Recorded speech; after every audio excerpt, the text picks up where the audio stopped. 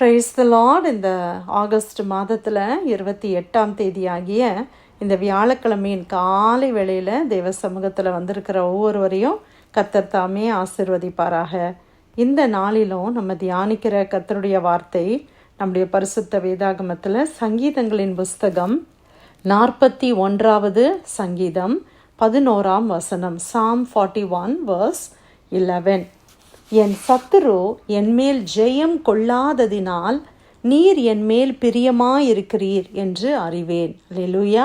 அருமையான இந்த கர்த்தருடைய வார்த்தைக்காய் காலை வேளையில் கர்த்தரை ஸ்தோத்திரிக்கலாமா. தாவீது இந்த சங்கீதத்தை எழுதுகிறார். இந்த சங்கீதத்தில் அநேக வசனங்கள் நமக்கு தெரியும்.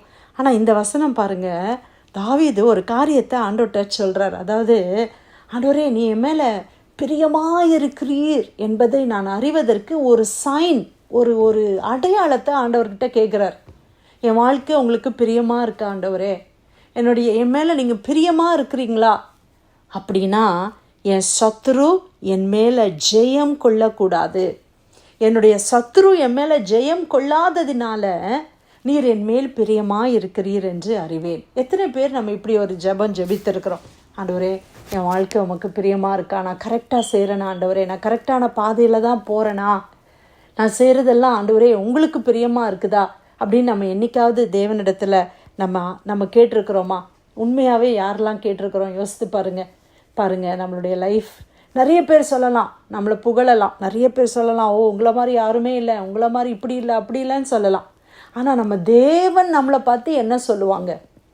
ஆண்டவர் இன்னைக்கு நம்மளை குறித்து ஒரு சாட்சி கொடுக்கணும்னா எப்படிப்பட்ட சாட்சி கொடுப்பார்? சில நேரத்தில் நம்ம சின்ன பிள்ளைங்களுக்கு நம்ம சொல்லுவோம், மம்மியை ஹாப்பி பண்ணு, மம்மி சேடாக இருக்காங்க பாரு, அப்படிலாம் நம்ம சொல்லுவோம். இல்லை டீச்சர்ஸ் பிள்ளைங்களுக்கு சொல்லுவாங்க, don't make the teacher sad, don't make Jesus sad, அப்படிலாம் நம்ம சொல்கிறோம்ல.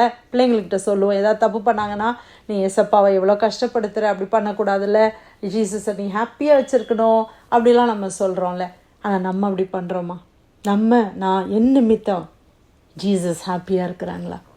என்னுடைய செய்கைகள் ஆண்டவருக்கு பிரியமாக இருக்குதா? பிரியமானவர்களே, எனக்கு நம்மளை ஆராய்ந்து பார்க்கலாம். ஆனால் இந்த வசனம் ரொம்ப அருமையான வசனம்ல. அவர் சொல்கிறாரு, அவர் ரெண்டு காரியம் சொல்கிறார். ஆண்டவரே நீங்கள் என் வாழ்க்கையில் பிரியமாக இருந்தீங்கன்னா எனக்கு சத்ரு இருக்கலாம் ஆண்டவரே.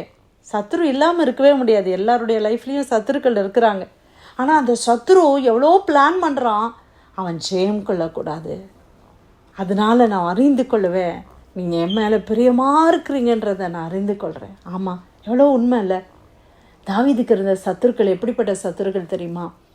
அவர் படுத்த படுக்கையாக இருக்கிறார். இந்த சங்கீதத்தில் அவர் ஆக்சுவலி ஒரு மரணத்துக்கு ஏதுவான ஒரு வியாதி, ஒரு படுக்கையில் அவர் இருக்கிறார். ஆனால் அந்த சத்துருக்கள் என்ன செய்கிறாங்களாம்? அவன் எப்பொழுது சாவான், அவன் பேர் எப்பொழுது அழியும் என்று என் சத்துருக்கள் எனக்கு விரோதமாய் சொல்லுகிறார்கள். எப்படிப்பட்ட சத்துருவில் எப்போ அவன் சாவான், எப்போ அவன் பேர் அழிஞ்சு போகும் அப்படின்னு அவங்க பேசிக்கிறாங்களாம். ஒருவன் என்னை பார்க்க வந்தால் வஞ்சனையாய் பேசுகிறான், அவன் தன் இருதயத்தில் அக்கிரமத்தை சேகரித்து கொண்டு தெருவிலே போய் அதை தூற்றுகிறான். பார்க்க வர்றானா? இந்த ஃப்ரெண்டு மாதிரி பார்க்க வர்றாங்க, விசிட் பண்ண வராங்க, ஹாஸ்பிட்டலுக்கு வராங்க, வீட்டுக்கு பார்க்க வராங்க. ஆனால் வஞ்சகம் இருக்குது இருதயத்தில். தெருவில் போய் தூற்றுகிறார்கள். நம்மளை பார்க்கும்போது நல்லா பேசுகிறாங்க, ஆனால் பின்னால் போய் என்ன செய்கிறாங்க? நம்மளை பற்றி இழிவாய் பேசுகிற சத்துருக்கள். தாவீது சொல்லுகிறார், இப்படிப்பட்ட சத்துருக்களை குறித்து அவர் சொல்கிறார், பிரியமானவர்களே, என் பகைஞர் எல்லாரும் என் மேல் ஏகமாய் முணுமுணுத்து எனக்கு விரோதமாய் இருந்து எனக்கு பொல்லாங்கு நினைத்து தீரா வியாதி அவனை பிடித்து கொண்டது, படுக்கையில் கிடக்கிற அவன் இனி எழுந்திருப்பது இல்லை என்கிறார்கள். என் பிராண சிநேகிதனும் நான் நம்பினவனும் என் அப்பம் புசித்தவனும் ஆகிய மனுஷனும் என் மேல் தன் குதிகாலை தூக்கினான். இது நம்ம எல்லாருக்குமே ஏதாவது ஒரு டைமில் நடந்திருக்கும்ல. நம்ம பிராண சிநேகிதன், நம்ம உயிருக்குயிராய் நேசிக்கிற சிலர் ரொம்ப நம்ம நம்புவோம். ஆனால் அவங்க சில நேரத்தில் மாறுவாங்க பாருங்கள், அது நம்மளால் தாங்கவே முடியாது.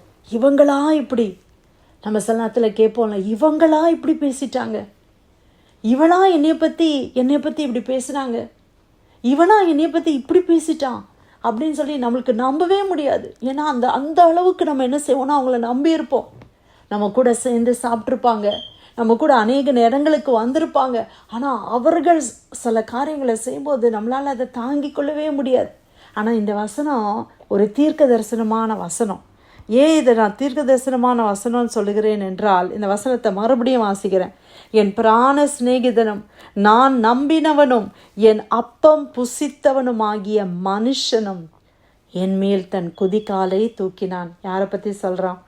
தீர்க்க தரிசனமாக இந்த வசனம் யாரை பற்றி சொல்லுதுன்னு நமக்கு தெரியுது இல்லையா?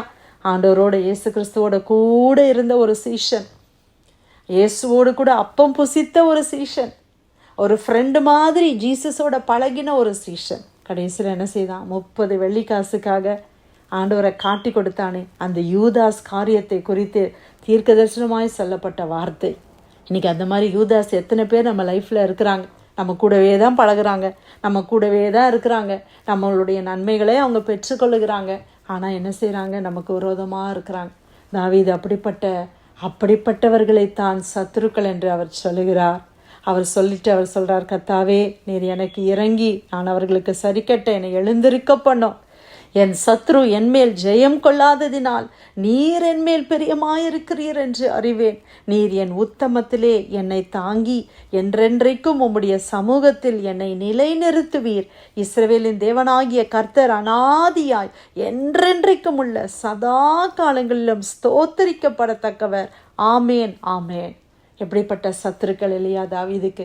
அப்படிப்பட்ட சத்துருக்கள் என் மேல் ஜெயம் கொள்ளாததினால் என்னெல்லாமோ ட்ரை பண்ணுறாங்க.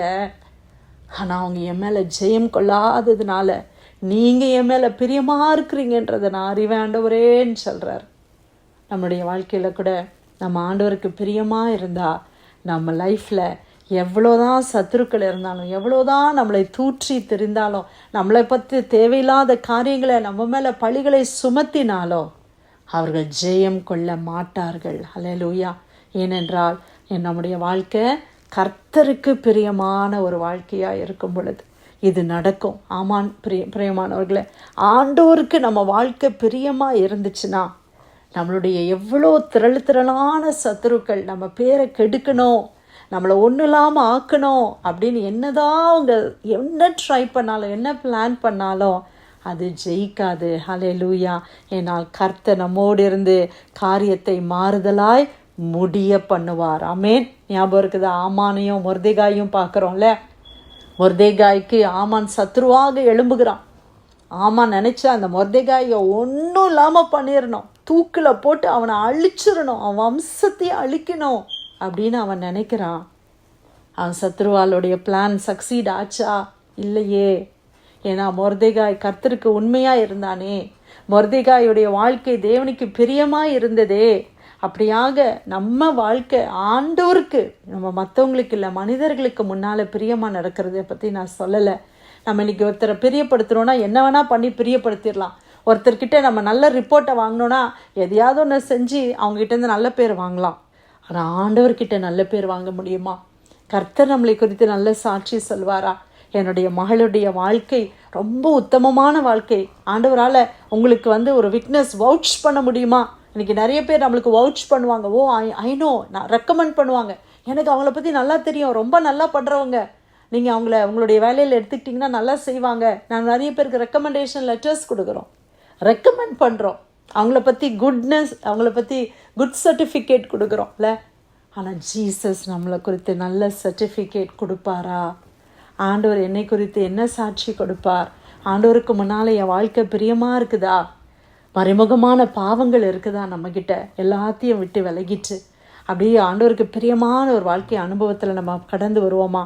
அப்படியானால் உங்களுக்கு எவ்வளோ சத்ரு எழும்பினாலும் அவர்கள் யாரும் உங்களை ஜெயிக்க ஆண்டவர் விட மாட்டார். ஹல்லேலூயா. இந்த காலை வேளை கர்த்தர் தன்மையான வார்த்தைக்காய் கர்த்தரை ஸ்தோத்திரிக்கலாமா? சங்கீதம் 41:11 வசனம், என் சத்துரு என்மேல் ஜெயம் கொள்ளாததினால் நீர் என்மேல் பிரியமாயிருக்கிறீர் என்று அறிவேன். கர்த்தர் கொடுத்த வார்த்தைக்காய் தேவனுக்கு நன்றி செலுத்தி யாராவது நம்ம ஜெபிக்கலாமா?